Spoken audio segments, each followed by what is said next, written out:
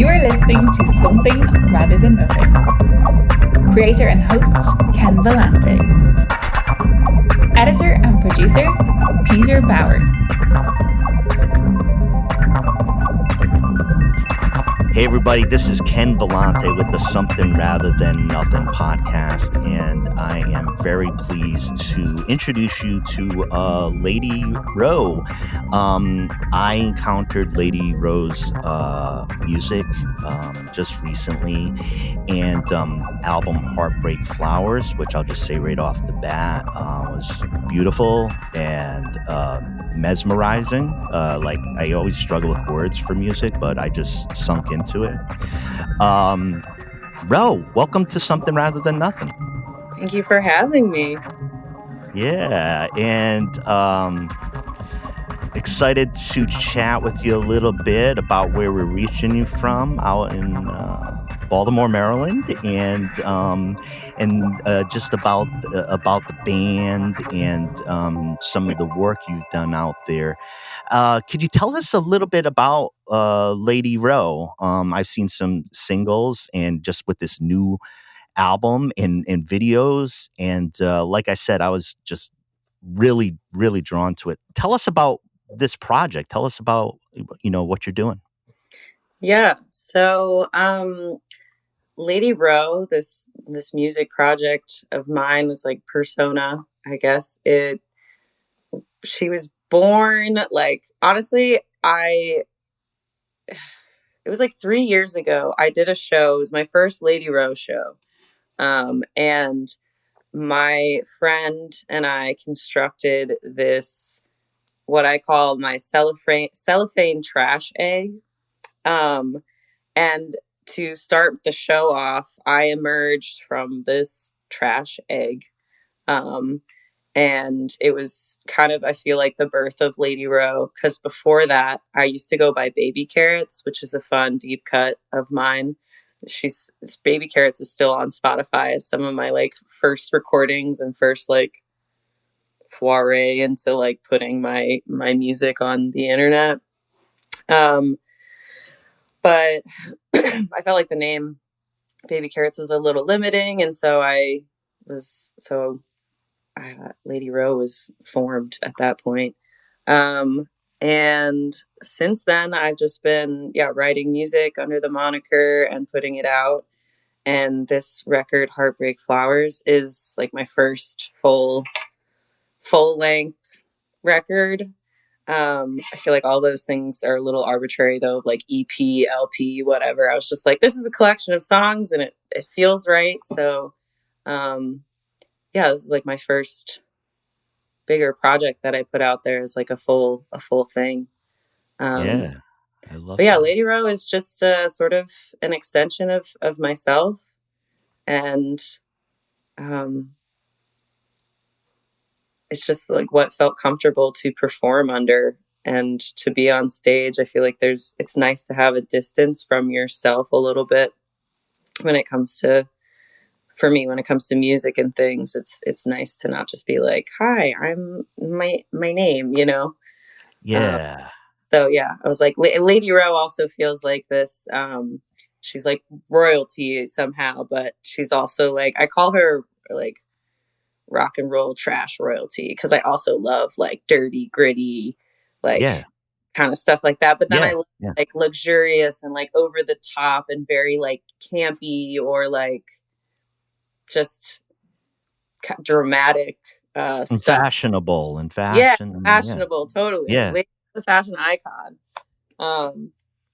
So I don't know. That's sort of like a sort of Lady Row, I guess. Well, let's talk about you as an artist, right? So I on the show talking big questions, art and philosophy. So was there a point where you're doing something and you're like, holy shit, I'm an artist, or as part of your identity? Was there a time like you saw yourself as an artist, and what happened then? I feel like it kind of ebbs and flows. And I think that's like, I feel like always kind of seen maybe myself as like a poet or a songwriter. Um, and I've seen myself that way for a long time. But the idea of like being an artist felt so like almost like untouchable for a while, or just like, oh, I don't do enough, or like, oh, you're born an artist and maybe I wasn't born one, which I think is a bunch of like gatekeepy bullshit. But, um, I read years ago, I was reading, The Artist's Way, that book, Yeah. very Yeah. popular. I never finished it, but I've started it like 4 times where I would, really I've get heard into other people say the same thing. There's a company in what you say. A it. wonderful book, but folks have not finished as well. Yeah, but I think that it's still wonderful that it inspires people. And I remember reading um, one of the first chapters, and they said like they were telling like a little anecdotal story about somebody who was surrounded by artists. All their friends are artists. All their friends are doing all this stuff, but they didn't see themselves as one. But then you realize you're like, wait, you like the people around you are a mirror of yourself. Yeah. And so I like to remind myself of like I'm so lucky to be surrounded by artists and musicians and stuff, and be like, wait, like I'm a part of this crew. I am an artist, and Yeah. I am like a musician and a songwriter, and someone who like I think part of being an artist is having just a perspective that you want to share with people, and a perspective that might be a little different from the main, or like the whatever regular culture. I don't know what to say. I know it's tough to The word is evading me right now, but yeah, I think just kind of recognizing that my life is just different than the run of the mill, or like I don't yeah, my life follows a different path, and I feel like I have something to share. And I feel like I recognized, maybe it was maybe like 3 or 4 years ago when I was like, okay, I'm an artist. But then when I was saying like it ebbs and flows, there's days where I'm like, I'm going to give this whole artist thing up, or I'm just like, I'm going to like, I don't even know how to write a song, or like, I don't know how to do this. But I feel like being an artist is so much more than just, the momentary like doubt of like, oh, I haven't written a song in 5 months. Um, there's an ambiguity in the experience as you describe it, which I think I was connecting to when you're saying it. It's like sometimes it could be viewed as like a hard identity type of thing. Something cracks in somebody's brain and they're never the same again. But the times that you feel in creating, I feel when I'm creating, painting or writing or creating this show, it's like when you do it over an amount of time, you have a relationship with yourself. Like, what's my relationship with my artist self? And prior to seeing myself as an artist and creating things more deliberately, I never understood the absolute power in that. And you were pointing towards that when you were saying about that, that other identity, or the something like that you had the ability to be something else or to be rebirthed. And there was this distance in space when I started seeing myself as an artist, where I was like, I feel like I can say a lot more than I could before. Like, just in the sense of like, I have this ability to, and not platform, it sounds too boring, but just in performing as an artist, there's some space to do these things. And I love that space, yeah, like I love what that is. And sometimes it feels like you can't write anything or what have you. Let's push it a little bit back to like big question of art before we talk too much of art. We're going to stock this up with like the theoretical right up front. What is art? What do you believe art is? I was mulling over this question. Um, I feel like for me, art is something that elicits some sort of emotion, or makes you think. I feel like at its most basic thing, uh, yeah, art is something that like makes you pause. Um, And I also believe that like anything can be art. And I also believe everyone is an artist. I think that humans are artists. But yeah, I feel like at my like most like basic answer, or just like synthesize, would be something that makes you feel something.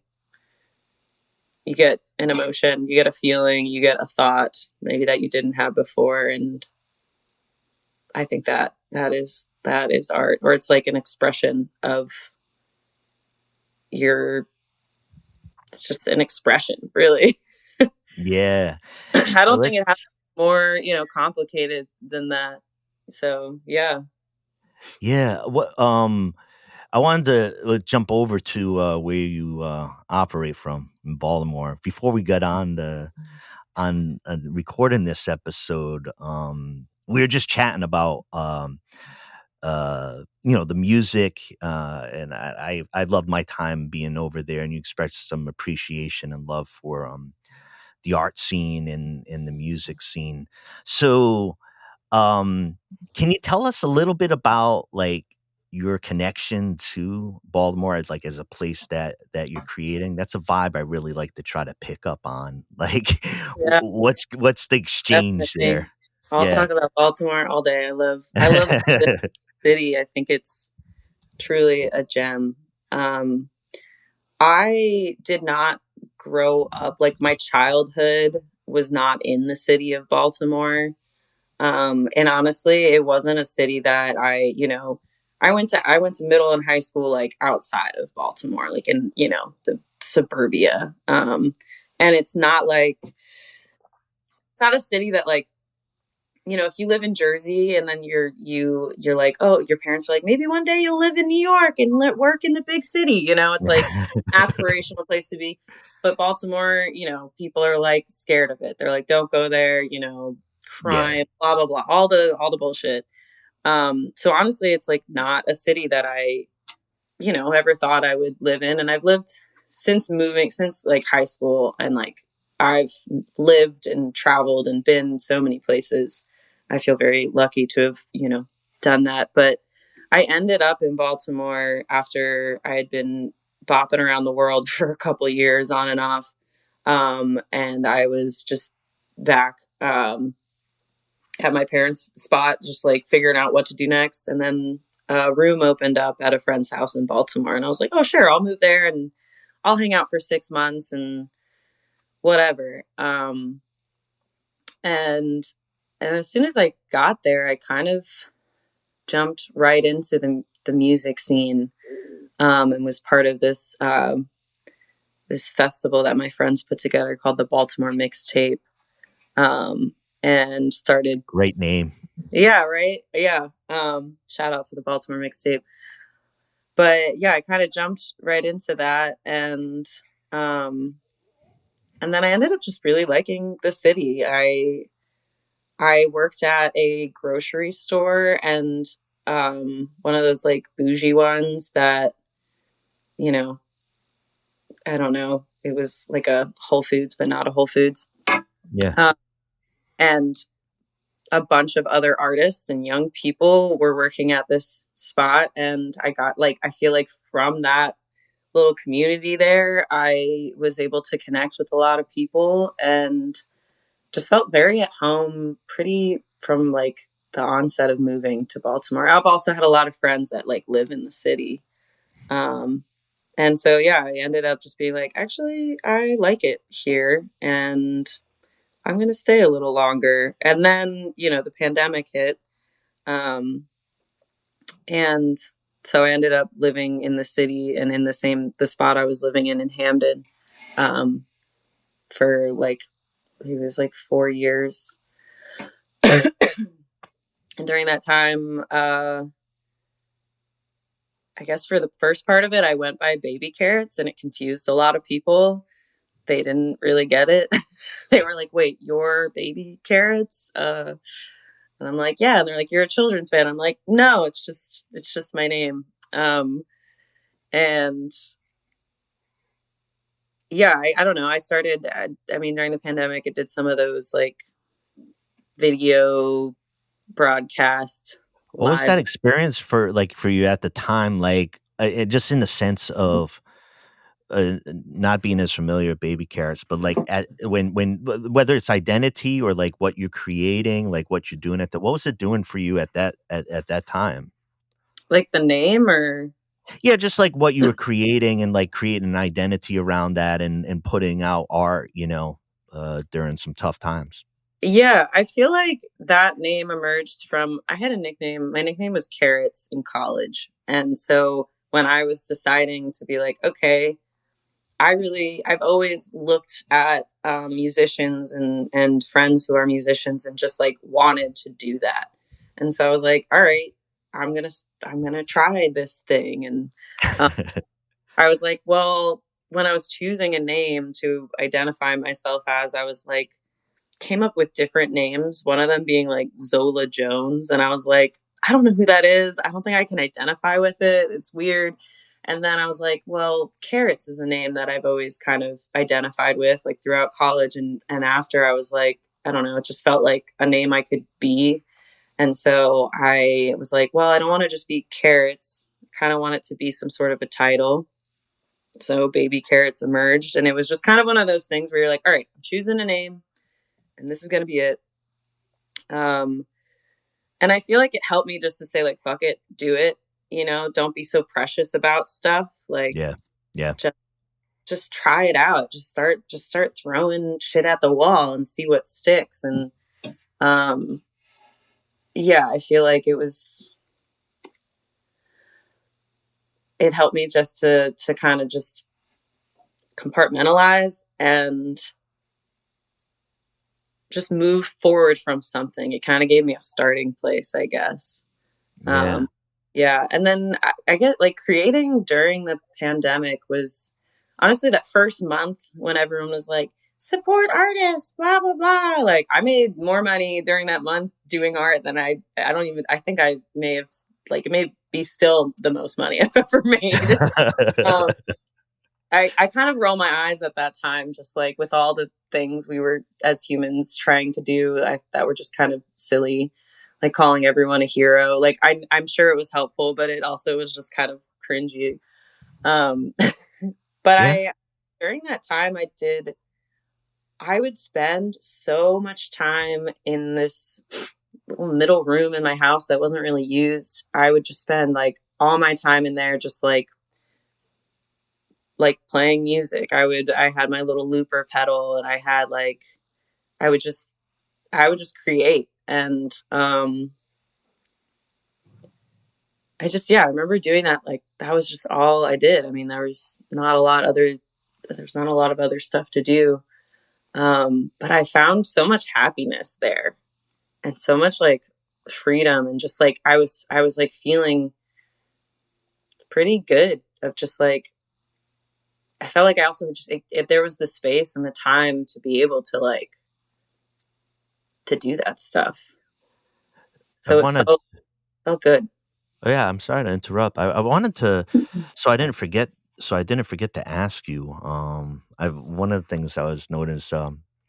Friday 13th. Recently, we're recording this in December 2024. It's your album release. Hmm. What was what was that like? I saw just a post on Instagram about it, but like having that album release and having people, there enjoying it. What was the experience for you, both before and after? That release show was awesome. I'll say that. Like, it was so much fun. I'd say the before was I was in this place of kind of like, what is the point of all of this? Like, why am I putting out this music? Why am I, trying to get people's attention about it? And then putting the show together, I like to do like I said, I came out of a trash egg a few years ago and did this theatrical thing and had like costume changes and um, I was really questioning. I wanted to do some other theatrical stuff with this show, with the release show, and I was really questioning like what is the point of all this? Like why do the costume change? Why do the silly little dance and song? Like what is the point? Like and I Yeah, even talked to my therapist about it. I was just like I just feel like is this some sort of like narcissistic ego trip of a thing of like, everyone come watch me What's sing? the answer? What's the answer?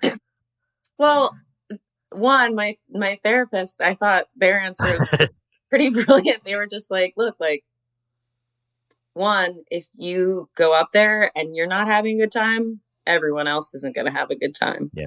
So go out there, have a good Yeah. time. And like, also, this is about you. So enjoy it. Like, Yep. and my answer that it came to was just like, it's okay for things to just like for fun, for the sake of fun, for the Yep. show, for the sake of the show.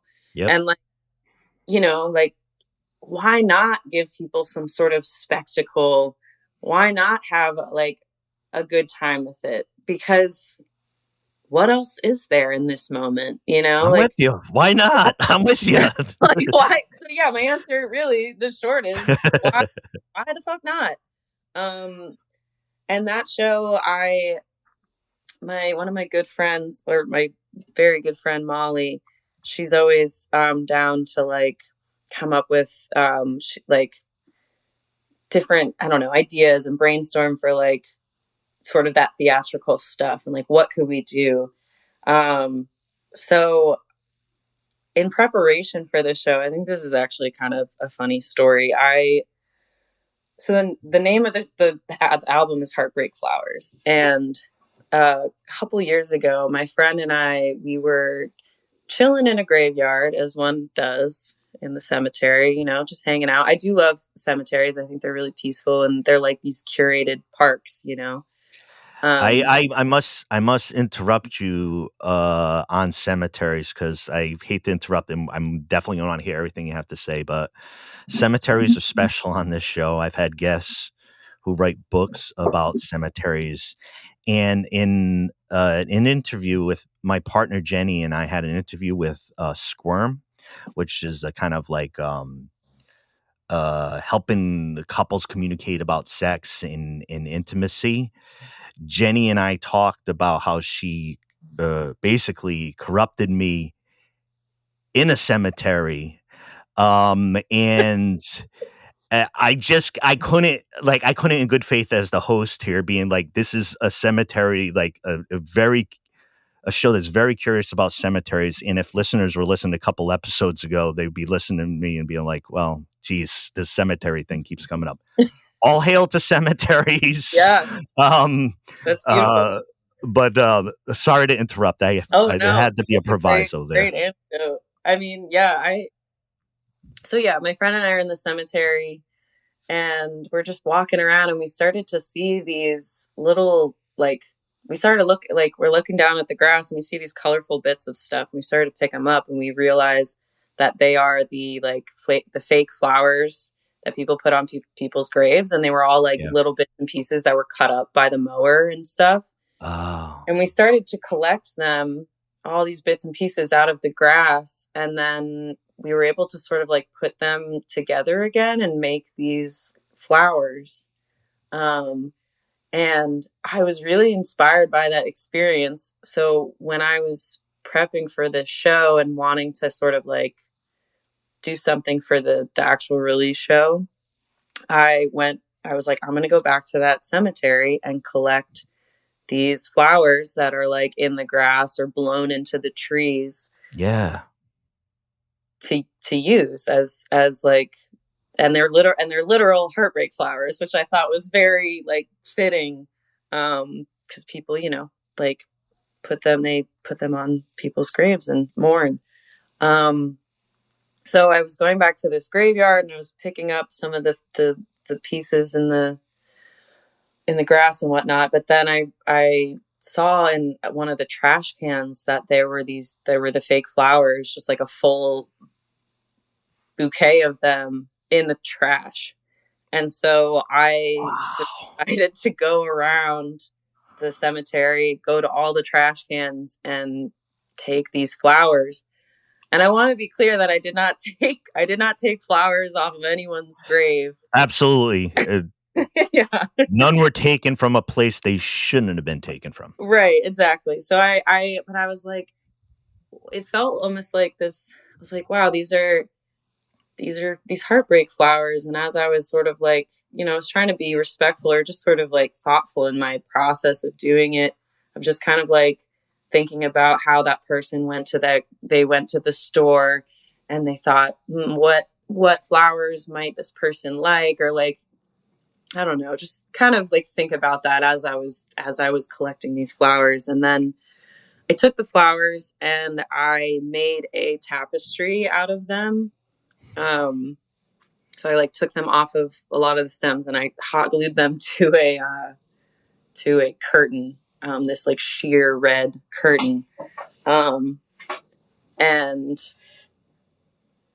then I used that as like, it was like a cape. And so for the show, I came out of the backstage out into the crowd and I had this flower cape on me. And then I also had two people in morph suits that were black and white. One was striped and one was polka dotted. And they had these giant flowers on their head, which were made by my friend Molly out of crepe paper. So the entrance was kind of this like clowny, like goofy entrance to the stage. And the people in the morph suits were like completely blind though. They could not see a thing. So they're like bumping into people and whatnot, which was honestly, I was like, guys, it's going to be a little bit of It, like a it's clusterfuck, just but it's fun. fine. That's You get part of knocked around a little bit. Get yeah, knocked that's around a little bit. part of the vibe is just like, just have fun with it.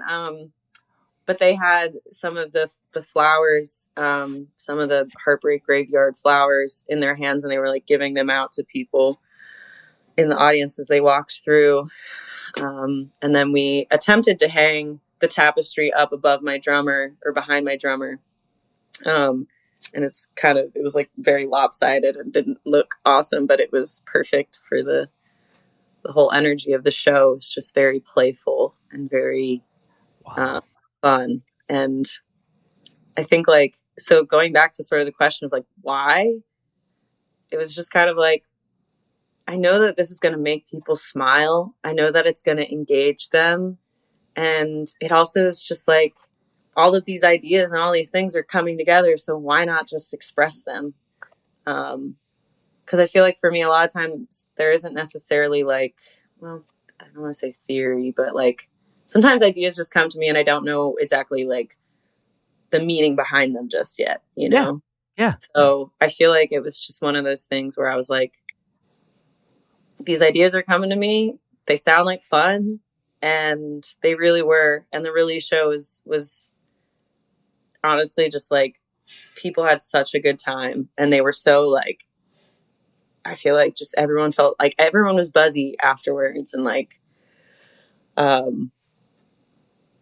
right there, Lady Row, like that right there. Like I was just listening from the beginning there, and this, the heartbreak flowers and like that kind of bringing things back into life, and just that whole performance. When you were saying just now about the ideas and not knowing the meaning, my mind quickly jumped to David Lynch and is talking about creativity of capturing the big fish that floats by in his head and just doesn't know what it's connected to, doesn't know why it's there, knows it's knows it's a weird fish, and you take it.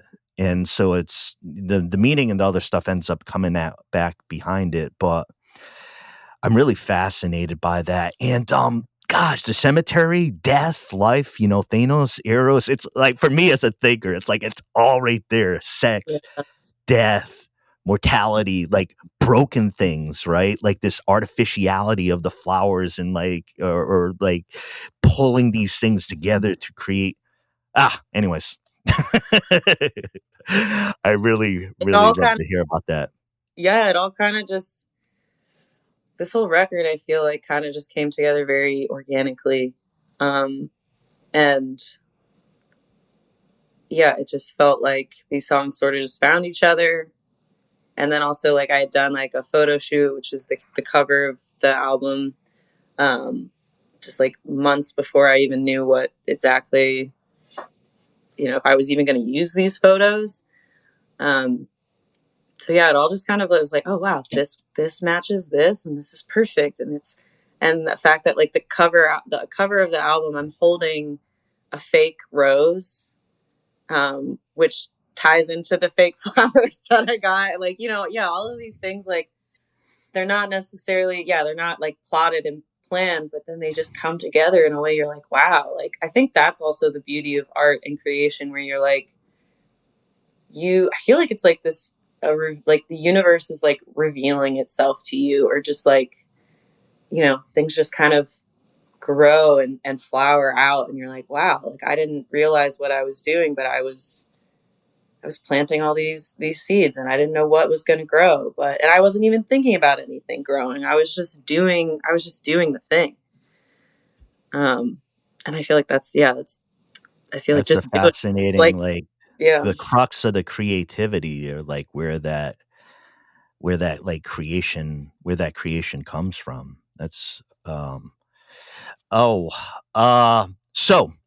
I wanted to ask you another art question, and we're recording late 2024. 2025 for people feels politically fractious, world heating up, diseases, etc. It's a sobering outlook for a lot of going into the future. That's the way it feels to me and almost everybody I talk to. Has the role of art changed now in these type of conditions, or is art just still arting, doing whatever it does? Is its role? I feel like my first thought goes to sort of like the cheapening of art with, social media and all those things. But then I think like really art is kind of the most essential thing right now. And when I think art, I guess in this sense, I'm thinking community. Because I ultimately, like, for me, I want my art, my music, my shows to be this feeling of community and celebration. Because everything kind of sucks right now. And I feel like it's just that much more important to continue to create, and also like just processing everything that's happening. Yeah, just creating for the sake of like, I need to do something with my hands or else I might go crazy. Yeah. Is like, yeah. It's so important. What are you trying to do with your art? I don't know. Try to stay sane. That's about it. I'm just trying to stay like breathing and sane. How about that one, Mr. Philosopher? That was the question of also like, why am I doing? Like, I got vinyls printed. Yes. And tell us about those too. Yeah, I got vinyls done. I don't know do you post the video too, or is it just audio? Yeah, let's use the video. Okay. It's an audio, and don't worry, we'll edit. But let's do the video bit here. So here's the album. Tell us about it. I see it. You can see. Yeah. So I feel like vinyls are just so cool, and to have something physical in your hand is really, I don't know, it's unique these days when everything, especially music, can feel so just ethereal or so like intangible. Yeah, sure. So I also like, I don't know, all the people that I look up to, like one of my best friends is Liz Cooper, who's also an amazing musician and songwriter, and I really look up to her. I've always looked up to her, and for years she's been doing music and touring and putting out records, and so like to be able to hold my record like next to hers, heck yeah, something really like, I'm like, oh, like physical, I feel right? The physical, like these things are right next to each other. Yeah, and also there's like, I'm like, oh, I'm a real, musician now, which I think is kind of a silly thought, but just like, also like I had this record next to Purple Rain, and they look really good together. And I was exactly, like, you gotta pair them. It's like Taylor Swift albums with books. You gotta pair things like that. Yeah, like it just adds to each one. to hold, like, be like, wow, like me and Prince are just hanging out together. Like, that's so cool. And all our records look very nice together. But yeah, so there was a question for me of like, okay, vinyl is literally plastic and it is not a very environmentally friendly thing, you know? And Yeah. that really tripped me up. And I feel like merch in general really trips me up because it's like consumerism and all that stuff that's like just kind of like ugh. Yeah. Yeah. But then, you know, talking to some of my like, I don't know, just my spiritual guides and people that I look up to or just go to for advice and to process my thoughts. I was talking to um my friend, and she was like, okay, if you're going to do this, you're going to make these things, just make sure that it's worthwhile, make sure that it's good, make sure that it's something that like Yeah. it's going to be out in the world for a while. So make sure that it's something that's worth being out in the world or worth, you know, engraving on some plastic. Um, and then there's also this element of like, we all got to live, we all got to eat. And part of being a musician is having merch and branding yourself, which Yeah. again is another existential question of like, oh my God, do I, do I want to like, you know, become a brand? And the short answer is no. But also like, I love artist merch. I think it's like, it's so cool to be able to wear your favorite band. I feel like a lot of my clothes this year has turned into merch of artists that There's I really more love. and better stuff nowadays too, like variety and style, and even thinking about like with fashion and Yeah. stuff. Like, you know, nothing against like a standard, you know, like shirt that like heck, that's a lot of what I would wear too. But just like nowadays, the creativity like behind it is like when you see a band and then you see an accompanying image, you know, as art like me, I'm looking, I'm like, who did that? Like that the art piece of this, like how is it connected to the artist? And they could be such places of creativity and like even the collective thing. I was last night I saw a show with my child Aiden, the band Leftover Crack out of LA, and holy shit, was that a friggin' show at Dante's Inferno in Portland. It sounds as everything as like any of these details um uh you know that it was but um I lost my train of thought. Merch, merch. You're talking about On merch. on the merch. Thanks again. Um, the band was Systemic Collapse, and during the show as a whole, there was kind of calls for mutual aid and support heading into 2025. And right next to Dante's is Rose Haven, a place, shelter space, particularly for women, trans, queer communities in Portland at risk and struggling with homeless homelessness and other issues. So you know you have this band which is preaching directly against some of the ills that we're seeing in society, the absolute sickening ills for me as Yeah. an anti-capitalist, um, but also, you know, a chunk of the proceeds were going over towards that shelter, you know, that's 2 blocks away. And this band is speaking truth to power. And it is a nice celebration, sold out celebration in Portland. Say, fuck this sick system, you know, and bands saying that type of thing. And I'm a labor guy, so like I do my labor job during the day, and heck, that takes over my mind and everything with that. But then when I'm in like this artist space and I'm like, this is all the same fucking shit. It's all the same people, you know, like who are Yeah. resisting. I'm like, oh my gosh, that's where I get excited with. I get paid to organize and I try to art organize as well. And just talking to people and being like, you know what, man, we might not win all the fights, but we can, we can go, we can go some rounds if we stick together and Yeah. shit. That just being around that and hearing the energy around your show, you know, that there's a collective, that there's a cheering for each other, that the art that you're putting up is nonsensical and people are laughing because it's or it's sensical or whatever it is to anybody, that like they're like, this is an experience. This is fucking cool. I'm not staring out the window at the ground at the moment. Or And that's staring fine at if you want your to. phone, you know?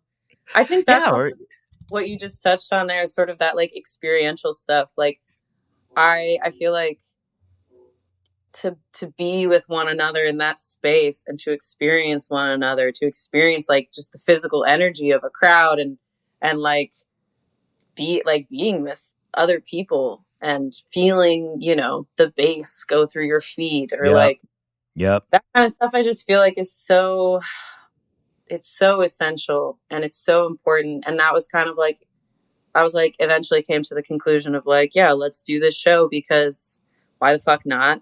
Let's get together, let's celebrate. And I think like amongst all of the heartbreak of the world and the trauma and all this stuff, like it's still so important to gather and to experience joy and to experience, or like experience emotions together. I think is so important. And like, Heck yeah. yeah, I think like, I don't know, like the heartbreak flowers are there, or the heartbreak of the heartbreak flowers is like, part of it is just like my heartbreak for the world. There's like one of my songs, Timelines, is kind of this like, it almost feels like there was one song where I felt like maybe it wasn't fully finished, but I think it almost adds to the artistry of it, or just sort of like the story of like the song is like, I wish we could be in a different timeline where I could just sing Kumbaya with my friends. Essentially, is like the gist of it. Sure.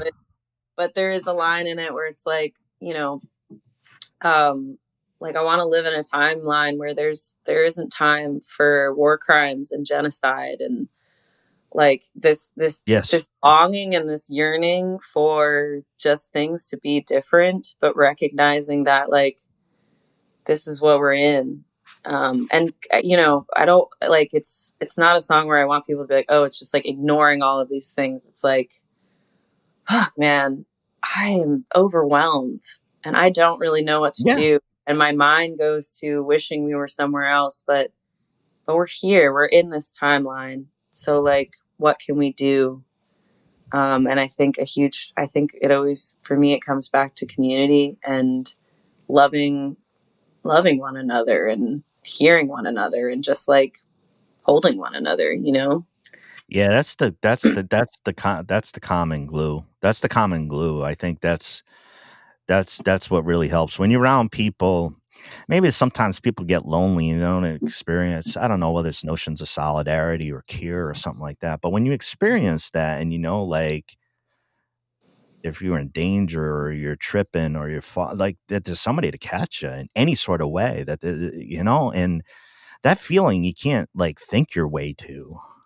Like, Mm, you have to feel it in your body. I remember, like, thinking about solidarity. I'm a union guy for a quarter century, and how do I describe it? Well, one time I slipped on the ice after, you know, occupying the Wisconsin Capitol with my members, and I slipped, and there was no way I was falling because I think 4 people caught me.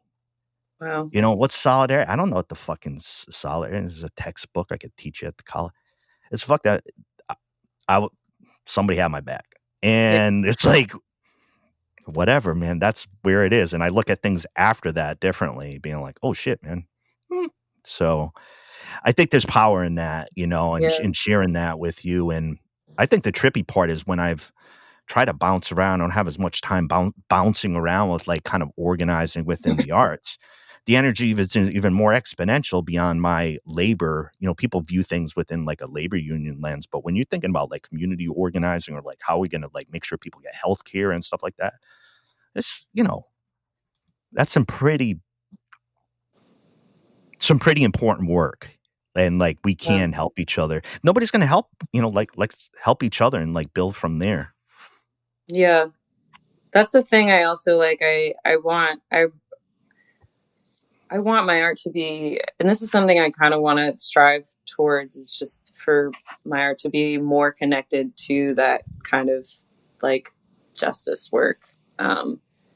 Cause yeah, there's this push and pull of like, do you monetize yourself, or do you like work with your, like work How do you towards, do it? Right. Like yeah, like what yeah, how do those you, choices.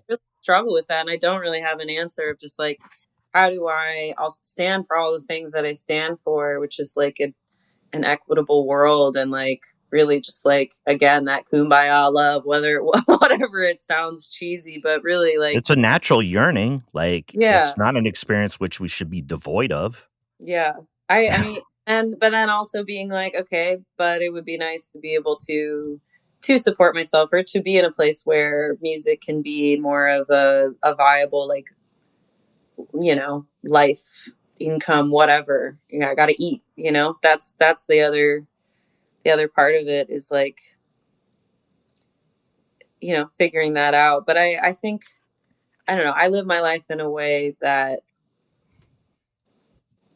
I don't really care what my job is a lot of the times, or not that I don't care, as long as if I enjoy the people I'm around, and I'm doing something that, doesn't completely take my soul. Like, I don't, money and the way I get it isn't the most important thing to me.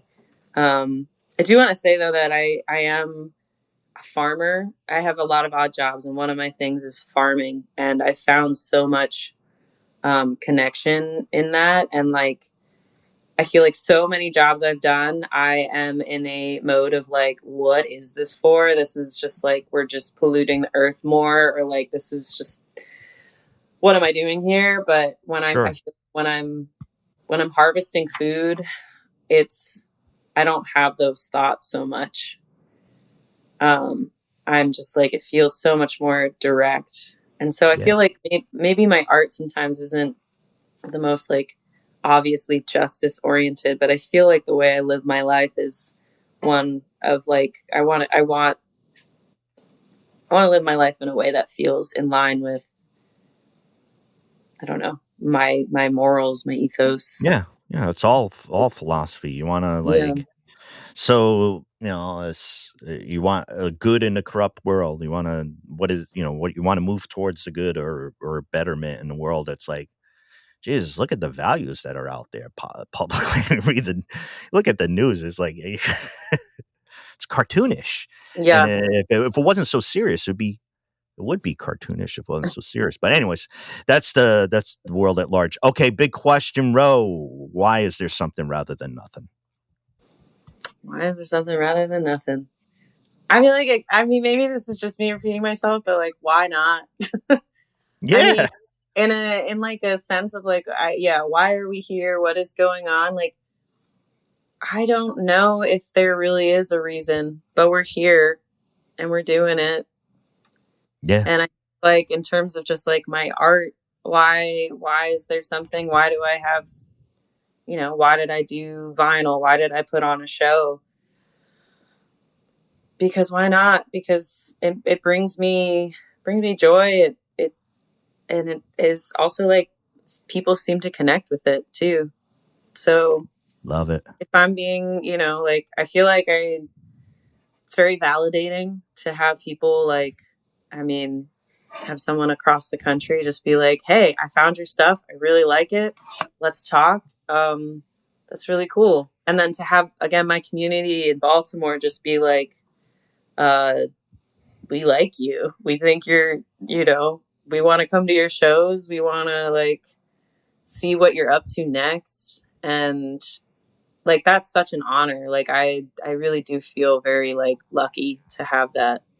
So I Take don't it know. in. Yeah, Take it in. Lead into it. Shout yeah. out to Baltimore and shout out to the love there. There's something, not to jump back to the cemetery, but I wanted to mention that there was, going way back when, there was this magazine that meant a lot to me. It was an underground magazine. Later turned into a collected book, and it's called Morbid Curiosity Cures the Blues.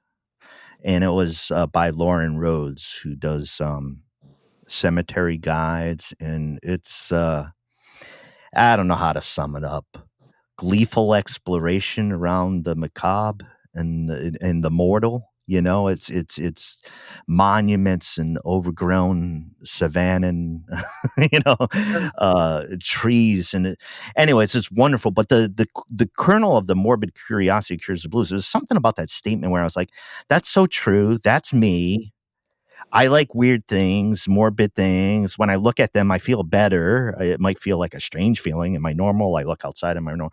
Morbid curiosity cures the blues, and I think it does. And it had such an influence on me. And I've had Lauren on a couple times on the show, and I also had a woman who does tours for some of the cemeteries in New York City, and it's just a world unto itself. And I'm there in a second, um, and I just love that curiosity piece of like being interested in the flowers when you're talking about the flowers, and like being interested in regeneration was for me, like life, from death. Yeah. Um, I wanted to ask you one more thing about uh, everybody. Ro showed me a book about Yeah. Baltimore before we got on the program, and Ro, one of the reasons I got so excited about it, and listeners, and Ro will tell you about this, but these photography, these some street photography in Baltimore, and one of my favorite mediums, and I bring it onto the show a whole bunch, are zines, trashy nightlife, like wrestling mags, like Yeah. gritty stuff like that. Ro, tell us about the volume you are holding, its Yeah. title, and your involvement with it. Yeah. So this is a book called Scene. The first scene is SCENE, and the second is SEEN. And it is a collection of photographs of Baltimore artists and bands, mostly musicians, by Micah E. Wood. Shout out to Micah for Micah, putting it together. And I just got it the other day. I haven't fully looked through it, but Micah, it's actually very serendipitous because I was crafting an email to send to Micah one day about like having a photo shoot to do some promo for this record.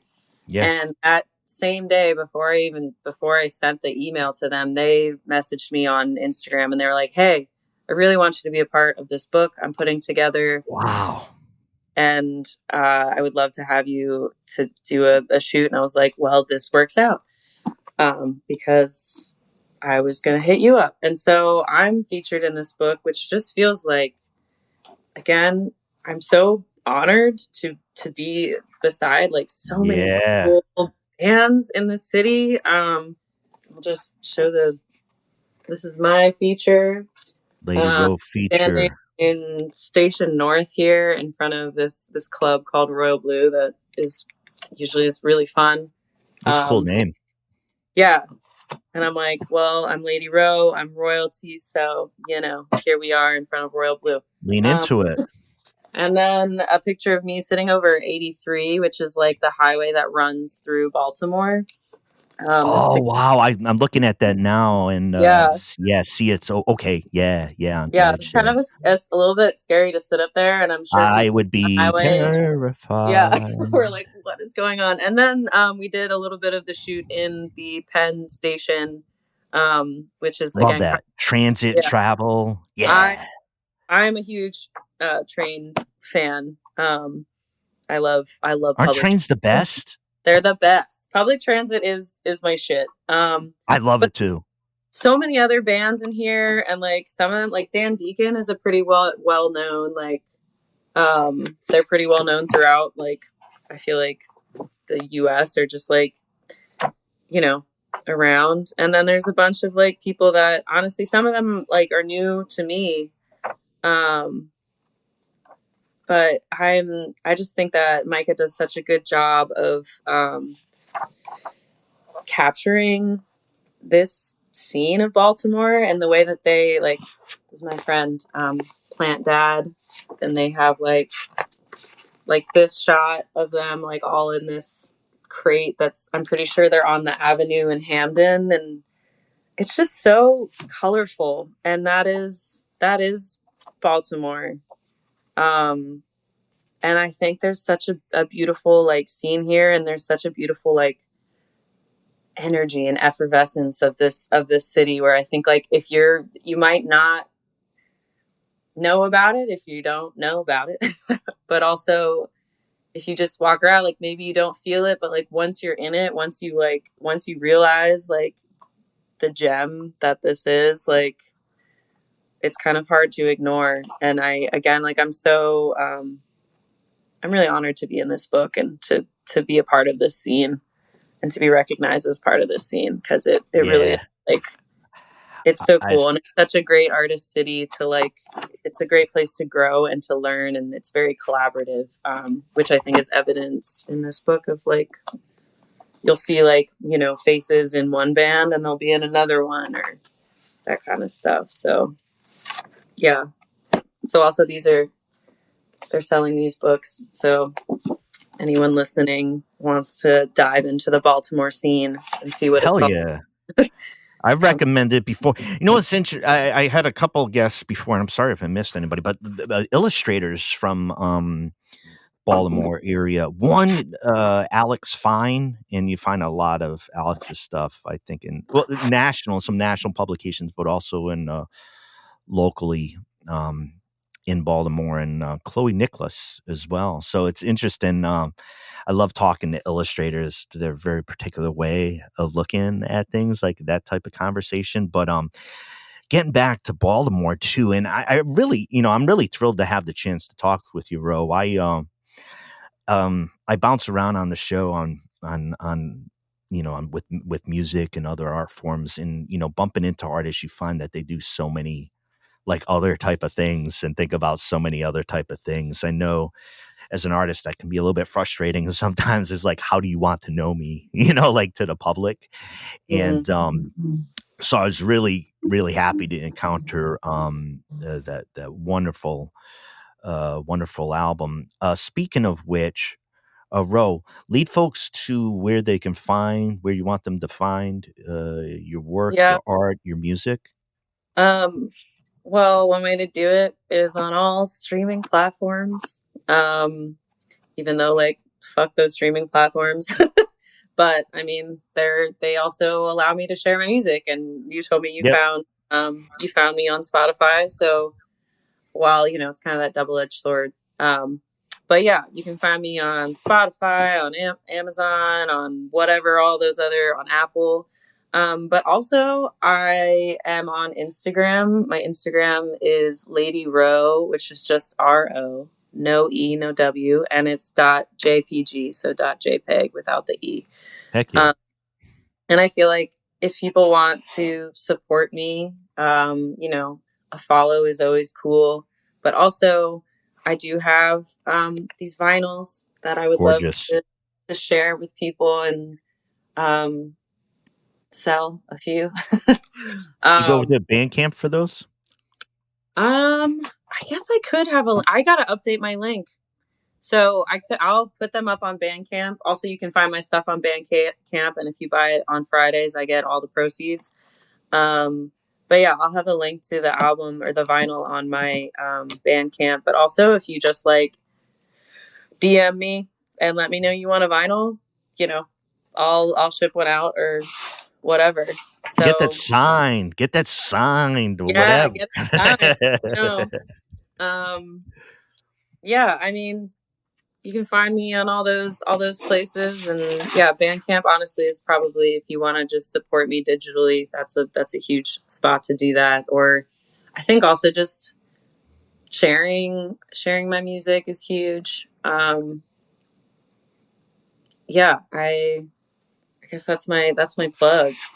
I love it. I love it. Yeah. Thank you so much. I want to listeners, we're gonna go out with a song by Lady Row, All the Colors. So this is the first track that sinks into you, and I couldn't get out. I don't know what other people's listening experience are, but listening. Yeah. So tell us a little bit about All the Colors. Yeah, so I think this was the first song that I recorded for the record. Some of them I wrote beforehand, but this was the first song where so it was the spring of 23.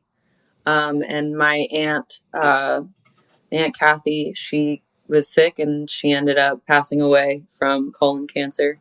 Oh.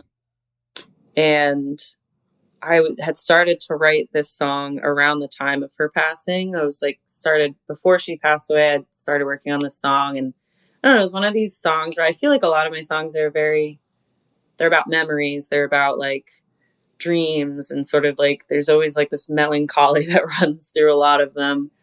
But this one kind of came together around the time of her passing. And I remember I was up in Washington Square Park.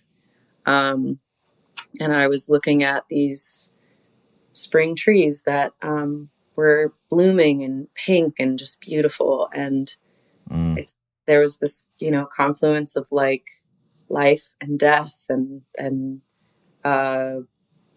this sort of like, it's all right here. Everything, all of the bad, all of the good, all of the in between, all right here. All of the colors are all right here.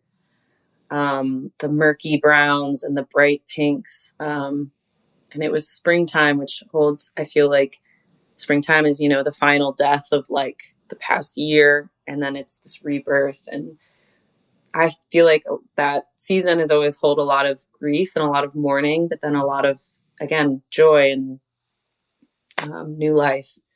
So that song was kind of born out of that time, and that feeling of like, I feel like in the end, it's kind of it has sort of melancholy, but there's also a hope to it that I feel like is captured pretty beautifully. And I recorded it with my friend Tom, who's also an incredible musician. And I think one of my favorite things we did is I was playing the piano with it. And I love at the end how it just spaces out into this sort of like airy, ethereal sound that I feel like, it kind of leaves you where you're just like, you could just rest in that forever, which, this song, I felt like it's just like really, really beautiful. And I feel like it captures that really well. Yeah. Moving like into, moving into, ladies and gentlemen, we're floating into space, just floating out into space at the end. Lady Row, thanks so much. Hey, everybody, here's all the colors.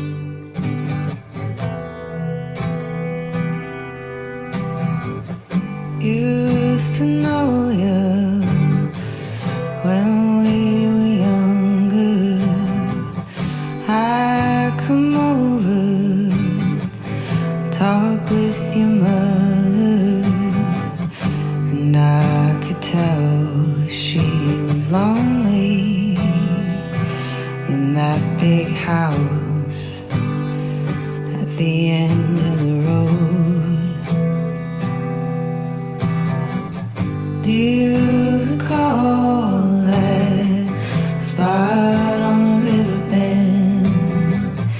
I'd skip rocks you found in the sand, and all the colors blur together,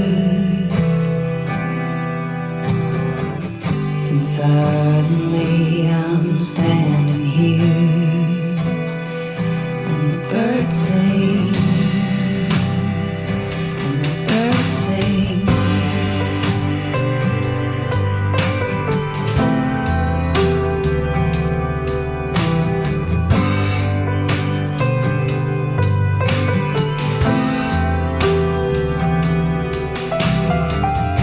There was this time last spring, felt like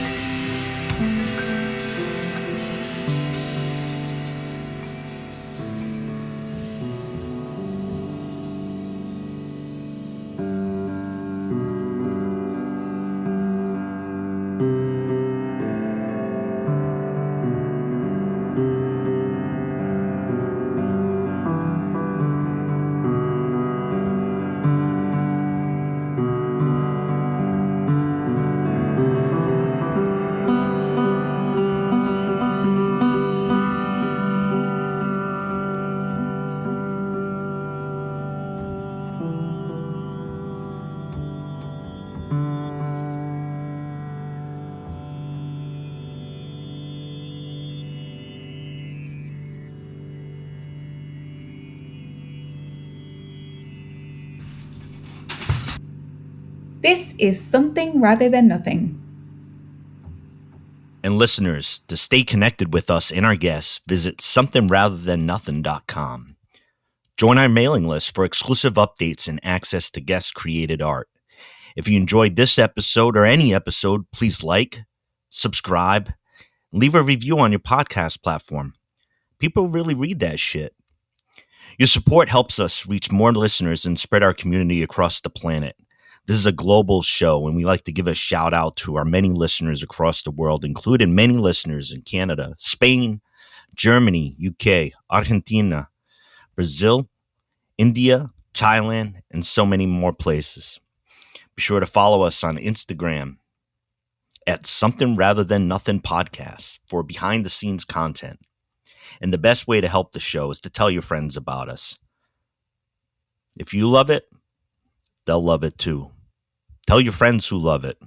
We love you. This is Something Rather Than Nothing Podcast.